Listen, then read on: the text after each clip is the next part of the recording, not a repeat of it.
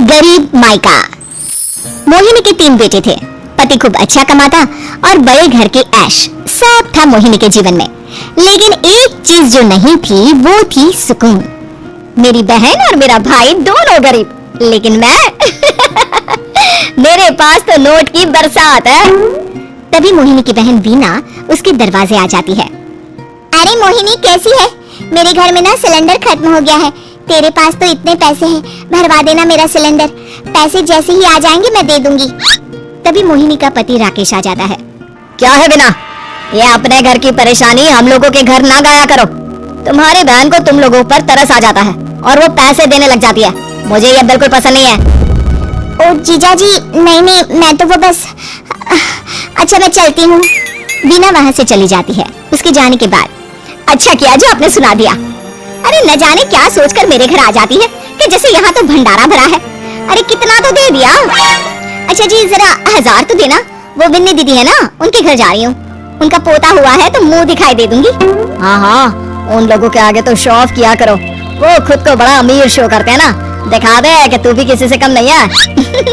हाँ जी, इसी के लिए तो जा रही हूँ। मोहिनी तैयार होकर अपनी बुआ की बेटी के घर जाती है, जहाँ उसके पोते का कार्यक्रम चल रहा होता है।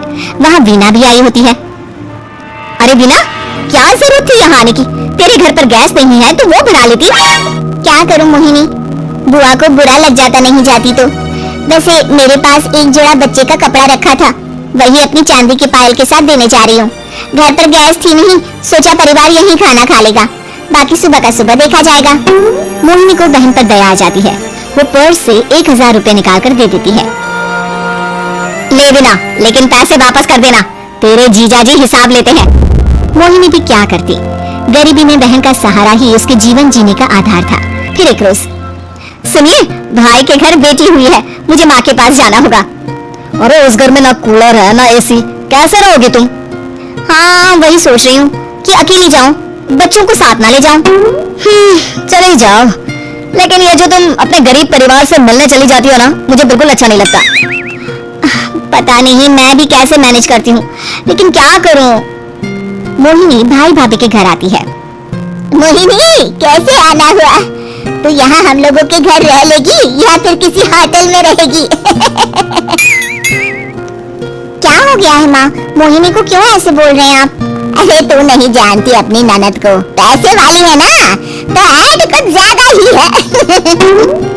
मोहिनी को माँ की बात का बुरा नहीं लगता है, क्योंकि उसे पता ही नहीं चलता कि माँ उसे जली कटी सुना रही है। वो भाभी की बच्ची के साथ लेन देन करती है और वहाँ से चली जाती है। उसके जाने के बाद, माँ क्यों आप मोहिनी को इतनी सारी बातें सुनाती हो? भाई का बेटा बोल पड़ता है। माँ क्योंकि दादी जानती है कि बुआ के अंदर घमंड है। सही बोल रहा है मोहन, बहू भले तुझे ना दिखता हो, लेकिन मुझे और मोहन को दिखता है कि वो कितनी घमंडी है। मोहिनी मायके आती है, जहाँ गरीबी के कारण चीजें कम होती हैं। इस मोहन के बच्चे को काम पर लगा दो ना, किसी दुकान या किसी होटल में बर्तन धो लिया करेगा, कम से कम 4 पैसे और आएंगे घर में। देख मोहिनी, माना तेरे पास पैसा है, लेकिन तेरे भाई के दिन इतने भी बुरे नहीं चल रहे कि वो अपने बच्चे की पढ़ाई रुकवा कर उससे बर्तन धुलवाए। मोहन माँ की ओर देखता है, जैसे आंखों से बोल रहा हो, देख लिया बुआ का हाल। हाँ मोहिनी, बात तो सही है, लेकिन अभी मोहन को पढ़ना है। आखिर तुम भी तो अपने दोनों बेटों को पढ़ा रही हो ना। मेरे बेटों से कैसे कंपेयर कर सकती हैं आप? अरे वो तो कलेक्टर बनेंगे। हाँ, कल को वो मोहन को नौकरी में रख लेंगे क्यों? मोहिनी कुछ दिन और रहकर चली जाती है। धीरे धीरे दिन बीतता है, मोहन बड़ा होता है और कड़ी मेहनत से सफल भी हो जाता है। मोहिनी, माँ के जाने के बाद तो तुमने भाई भाभी के घर जाना छोड़ ही दिया, क्यों? वो क्या है ना, उन लोगों का घर छोटा है, मेरे बच्चे जाना ही नहीं चाहते। पर तुझे क्यों अचानक मायके की बात याद आ गई? यार मेरा तो मायका है, भाई भाभी है, मेरा तो आना जाना लगा ही रहता है। हाँ, क्योंकि तुझे आदत है ना ऐसे छोटे से घर में और कम पैसे में रहने की। वैसे क्या खबर है आजकल मायके की अपने? अब वो घर छोटा और कम पैसे का नहीं रहा, क्योंकि मोहन तो बहुत बड़ा आदमी बन गया है। फिर क्या? मोहिनी भाभी को फोन करती है। मोहन किसी बड़ी कंपनी का मैनेजर हो गया है क्या भाभी? क्या ये सच है? हाँ मोहिनी दीदी, अब तो हम लोगों के गरीबी के दिन कट गए। आपके भाई ने कोई अच्छे कर्म किए होंगे जो हम लोगों का बेटा इतना अच्छा कमा रहा है। देख लो भाभी, पहले भी आपने कई गलतियां की थी, आप थोड़ा संभल कर चलना। भाभी को मोहिनी की बात समझ में नहीं आती कि वो क्या कहना चाहती है।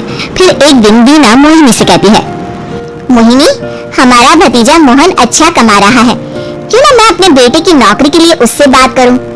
अरे बुआ का बेटा है, ये सोचकर मदद तो करेगा ना? हाँ हाँ, क्यों नहीं करेगा, उसके बुरे दिन में तो हम भी खड़े थे। मोहन को वीना फोन करती है और अपने बेटे की मदद करने की बात करती है।